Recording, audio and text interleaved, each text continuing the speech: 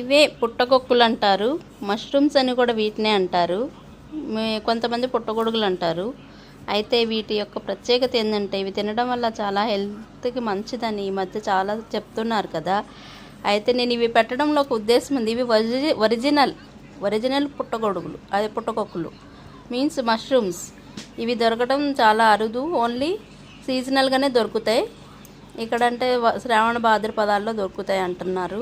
వర్షాకాలంలో ఎప్పుడు దొరుకుతాయేమో అని నేను అనుకున్నా, కానీ పెద్దవాళ్ళు అంటున్నారు శ్రావణ మాసంలో భాద్రపద మాసంలో దొరుకుతాయి. ఎందుకంటే అప్పుడు ఉరుములు మెరుపులు వచ్చినప్పుడే దొరుకుతాయంట ఇవి.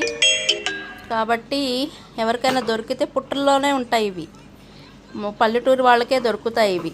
ఇప్పుడైతే వీటి కాస్ట్ కూడా 500 అలా అంటున్నారు. ఇవి దొరకటం గ్రేటే. నేను కూడా తిని ఒక 15 సంవత్సరాలు అయింది.